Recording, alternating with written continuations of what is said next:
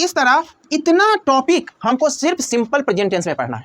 अगर हम इतना टॉपिक अच्छे ढंग से पढ़ लेते हैं सिंपल प्रेजेंट टेंस में, तो आपको सिंपल प्रेजेंट टेंस में कहीं प्रॉब्लम नहीं होगी, टेंस में भी प्रॉब्लम नहीं होगी।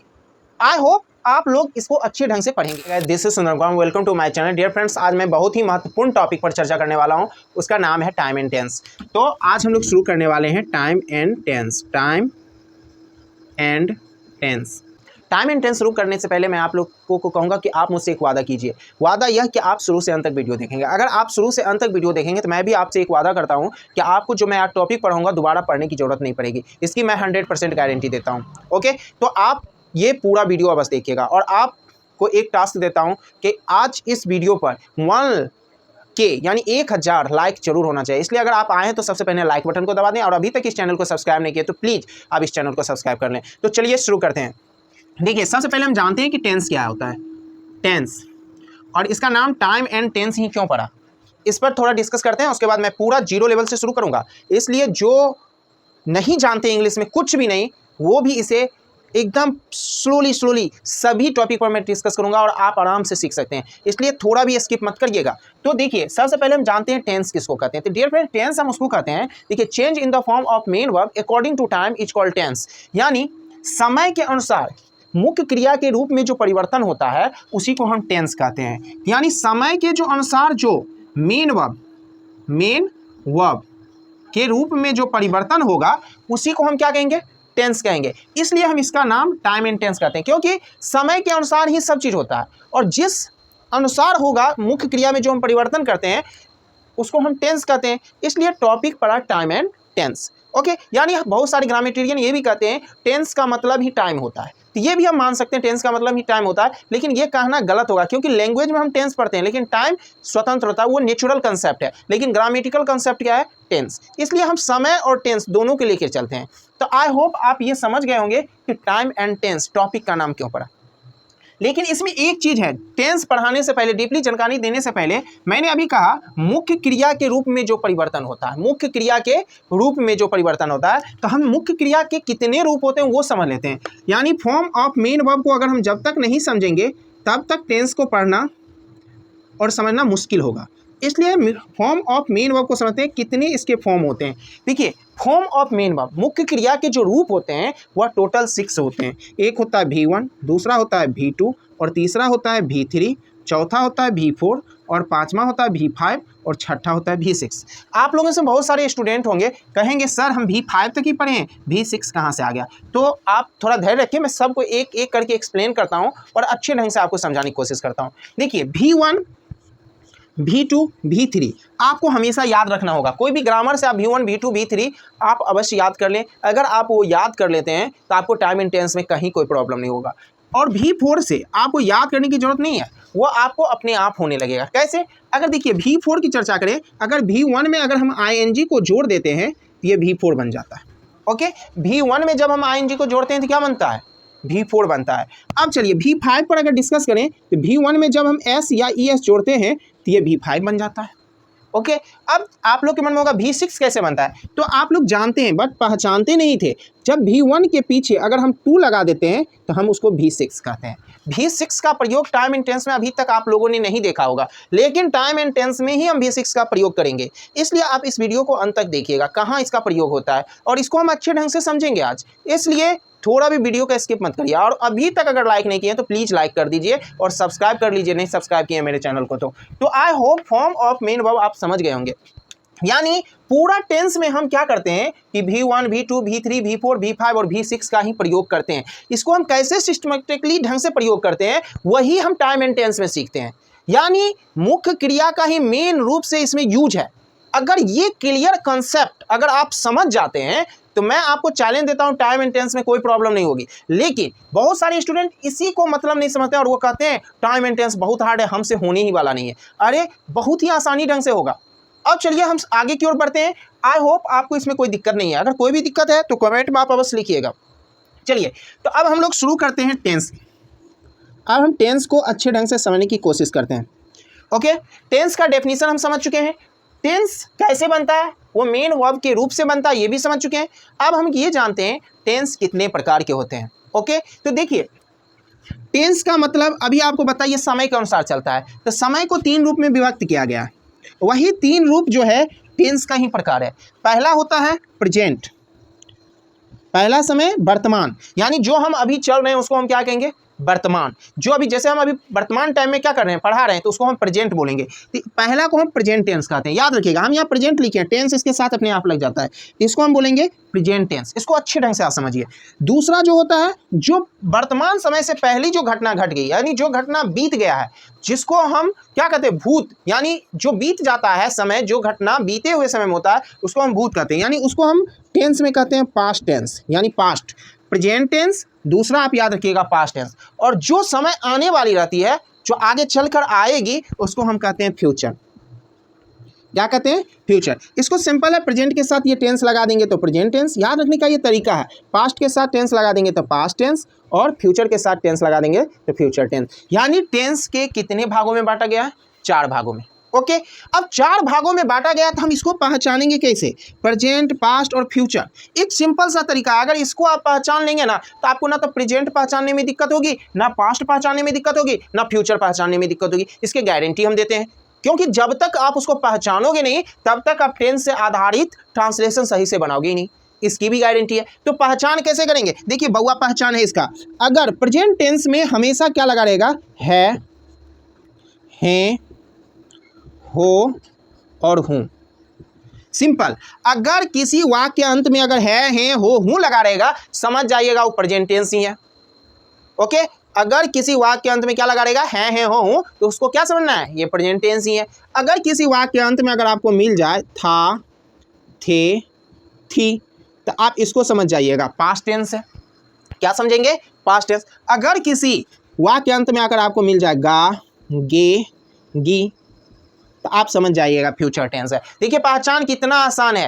कोई भी सेंटेंस के अंत में अगर है, हो, हूं मिल जाएगा तो वो प्रेजेंट टेंस होगा। था, थे, थी मिलेगा तो पास्ट टेंस होगा, और गा, गे, गी मिलेगा फ्यूचर टेंस होगा। टेंस का पहचानने का झंझट समाप्त। अब आपको मन में होगा सर इतना ही पहचानने से काम चल जाएगा, तो हाँ, टेंस की प्रेजेंट, पास्ट और फ्यूचर पहचानने का काम इसी से चल जाएगा। ओके, अब जैसे देखिए हम कुछ एग्जाम्पल देते हैं और आपको यहाँ समझाने की कोशिश करते हैं। एग्जाम्पल, जैसे वह अच्छा है, वह अच्छा है, वह अच्छा है। अगर आपसे पूछेगा बताइए वह अच्छा है कौन सा सेंटेंस है, तो आप लास्ट में देख रहे हैं यहाँ है लगा हुआ है, तो आंख मूल के बोल सकते हैं ये प्रेजेंट में है, यानी प्रेजेंट टेंस में है। किस टेंस में है, प्रेजेंट टेंस में है। अगर यही वाक्य को हम लिखते हैं वह अच्छा था, वह अच्छा था, तो अब इसके अंत में देखिए क्या लगा हुआ है, था लगा हुआ है। दैट मीन्स ये जो यहाँ था लगा हुआ है, इसका मतलब ये कौन सा टेंस में होगा, पास्ट टेंस में होगा।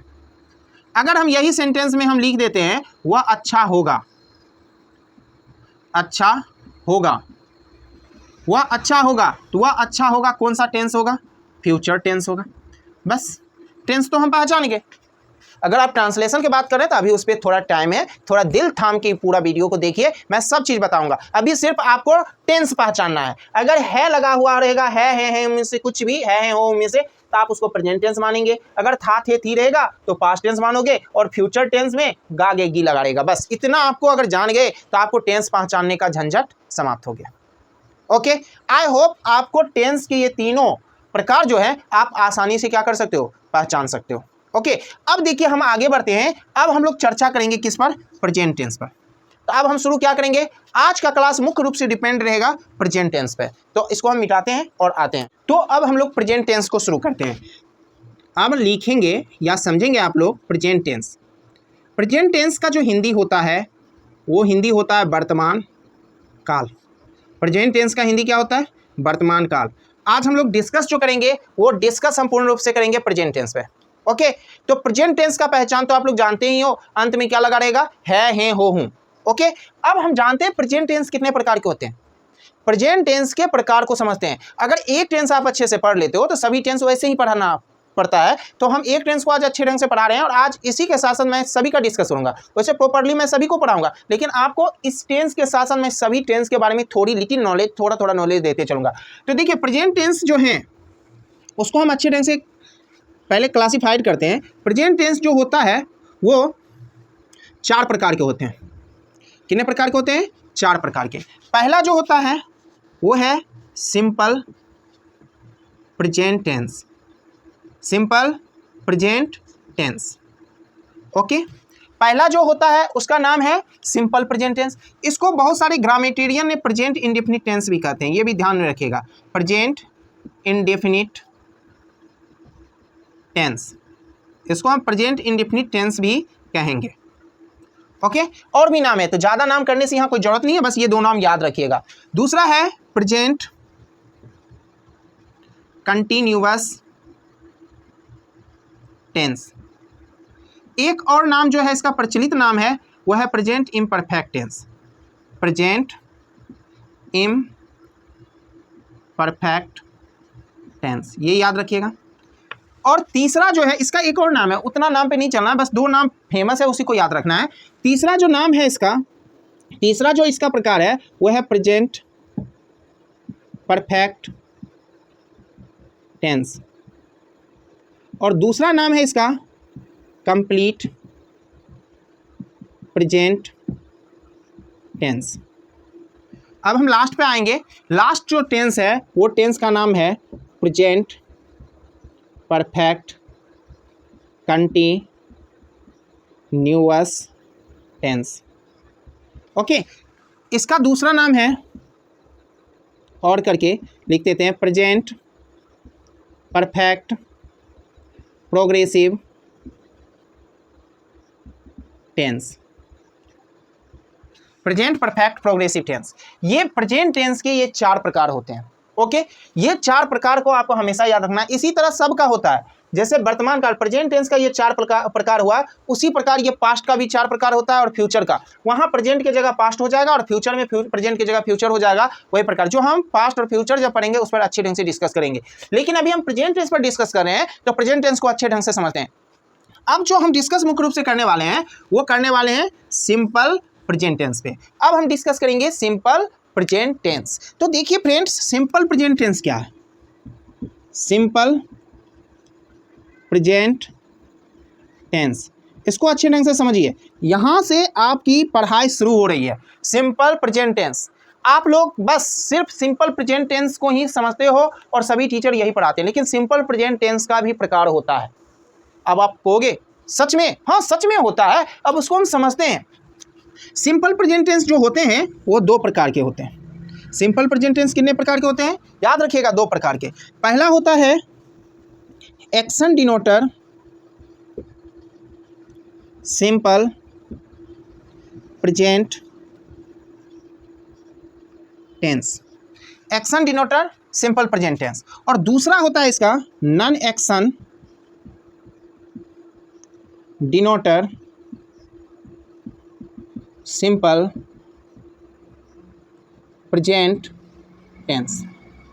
ओके, यानी action denoter simple present tense का भी दो प्रकार होता है, action denoter simple present tense और दूसरा होता है non action denoter simple present tense. Okay, अब देखिए यहां क्या है, action denoter simple present tense के दो रूप हैं, इसमें प्रकार नहीं है, ये रूप है। इसका दो रूप है जो आपको याद रखना है। ये पहला रूप है इसका एक्टिव फॉर्म, इसका एक होता है एक्टिव फॉर्म और दूसरा इसका रूप होता है पैसिव फॉर्म। कौन से फॉर्म होते हैं? Passive form. अब देखिए यहाँ non action denoter simple present tense के चार प्रकार होते हैं। Non action denoter simple present tense के चार प्रकार हैं, उसको अब हम अच्छे ढंग से समझते हैं। पहला होता है इसका position denoter simple present tense, present tense. दूसरा होता है इसका position denoter simple present tense. तीसरा होता है possibility denoter simple present tense, और लास्ट होता है कंपल्सन